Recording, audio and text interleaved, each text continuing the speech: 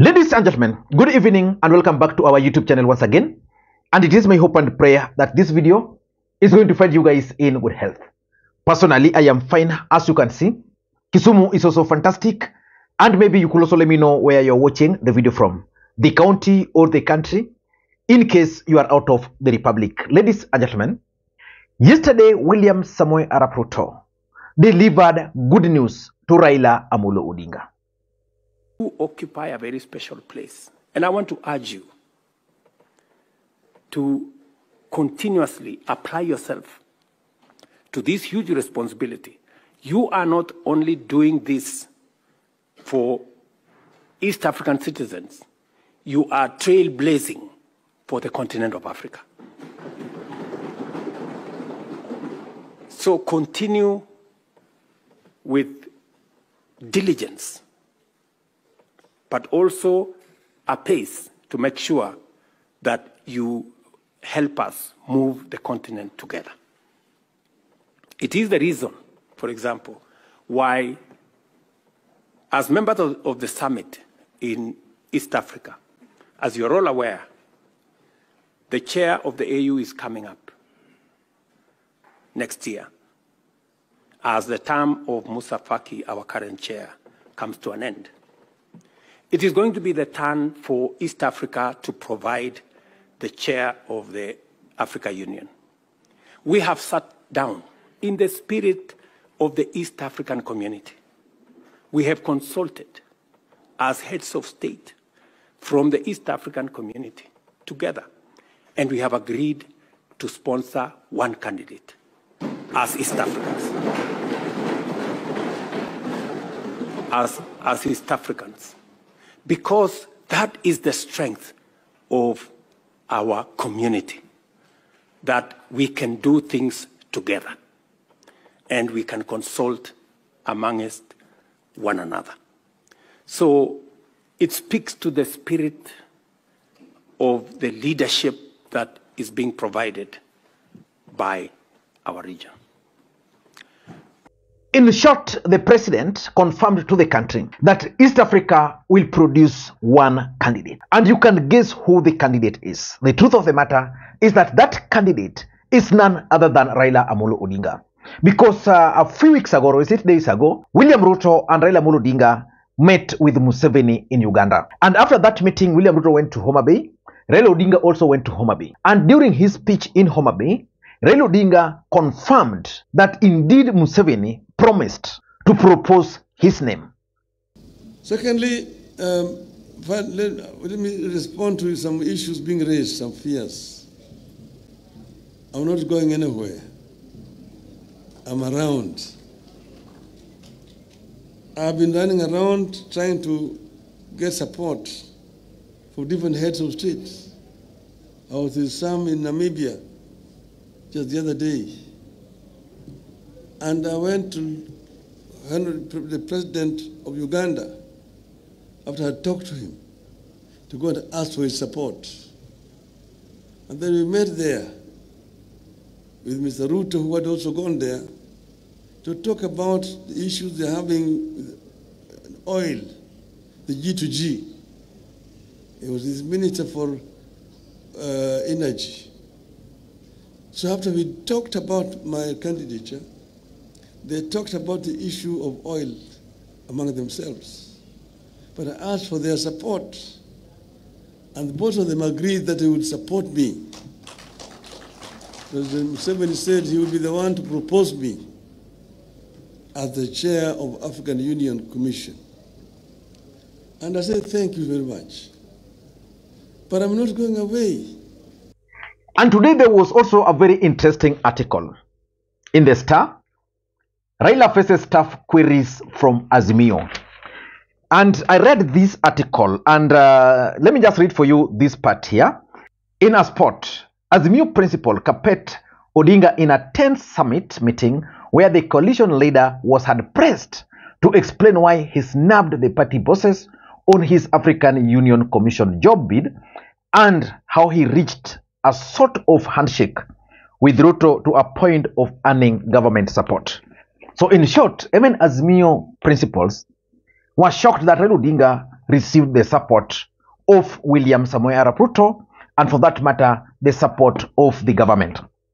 So in this video, I want to reveal to you guys William Ruto's schemes, why he's supporting Raila Odinga's bid and pushing for it, because the platform where William Ruto made those statements was a very, very important platform, because it was the EALA assembly which were meeting in Nairobi.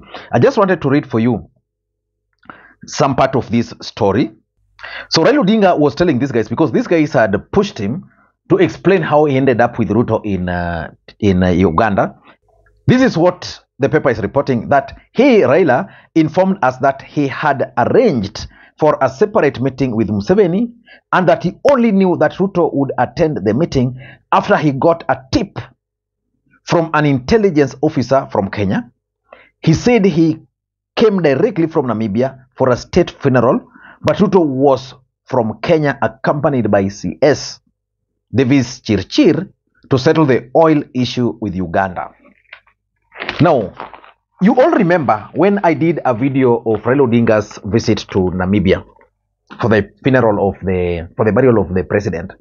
And based on the timing William Ruto left Namibia and the timing of Raila Odinga's arrival in Namibia, I remember telling you guys that there was a possibility of Raila Odinga meeting with William Ruto in Namibia. But why do you think William Ruto is pushing for Raila Odinga to become the next chair of the African Union Commission?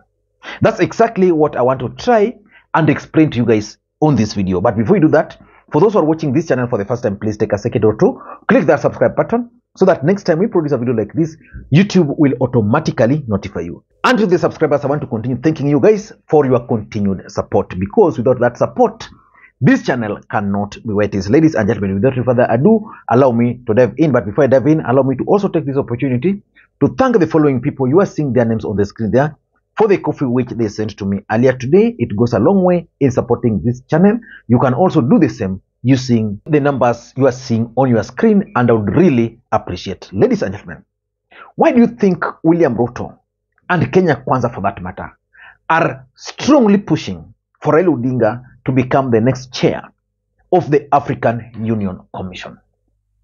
Because from my understanding, they're actually making Raila Odinga's bid a government affair. Why do you think they are trying to do that? The other day, Musalia Mudavadi also addressed some diplomats.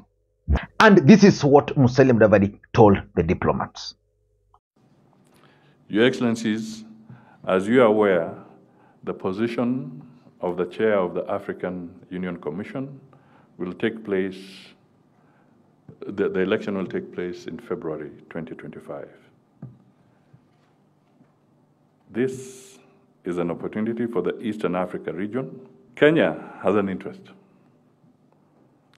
given her pivotal role in enhancing and sustaining the Pan-African agenda. Stakeholder engagement processes across governments is ongoing, and the formal process will follow. You may also be aware that Kenya took over the leadership of the African Union Champion for Institutional Reforms from Kagame. We hope to work with all as we try to achieve Agenda 2063. And in this respect, we will be humbly coming to you soon to seek your support and the support of your countries. But why are they keen on Raila Odinga's bid? Number one, William Ruto and Kenya Kwanza government are keen on making Raila Odinga's bid a government project. And the moment they'll make it a government project, it means anytime Raila Odinga will be leaving the country to go and campaign, he will be going at the expense of the country. And why would they do that? Simple. Should Raila Odinga succeed, William Ruto is going to gain more political capital than if Raila Odinga were in the country, because that win is going to be attributed directly to the efforts by William Ruto personally and by the government at large. And of course, you all know that one of the biggest headache facing William Ruto today is the Mount Kenya equation. So if Mount Kenya will be drifting away from Ruto, and he succeeds in ensuring that Raila Odinga becomes the chair of the African Union Commission, it will be easy for William Ruto to go to Azimio strongholds and convince them, especially ODM strongholds, that alisaidia baba. Sasa watu wa baba pia wamsupport. And I'm sure there are people who will be persuaded by that. That's number two. From my understanding and from what I'm observing, it is also clear that there are certain forces beyond Ruto and beyond Raila who are pushing for this bid. And that can explain why Raila Odinga was telling the Azimio principals that the idea of becoming the chair of the African Union Commission was not planned, that it was Obasanjo. The truth of the matter is that when Obasanjo came into the country and met with William Ruto and Raila Odinga in Mombasa, I'm sure that is when the issue of the African Union Commission was discussed. Then Obasanjo went back to whoever sent him, because Obasanjo did not just come to the country on his own. He was sent. So he went and reported to the people who sent him that, you see, this is the story. The guys have agreed.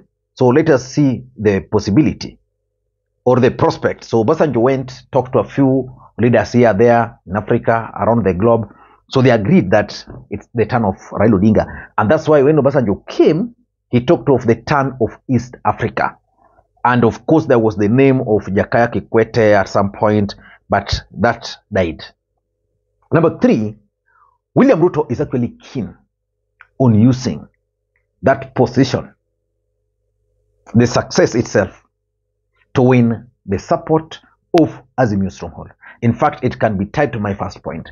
The truth is, if Raila were to go there, then it would mean Ruto will deal with Kalonzo and the rest. So it would be easy, in my view, for Ruto to even convince Kalonzo that wewe kuja ukue my running mate. That's a possibility. And lastly, the intention could also be to create division in Azimio. And that's why, despite the fact that that campaign is still very far away, William Ruto is already campaigning. Azimio principals are questioning why he's supporting Raila. Raila Odinga, because he needs the support, cannot also go outside the agreed terms. So let us wait and see how all this thing is going to unfold.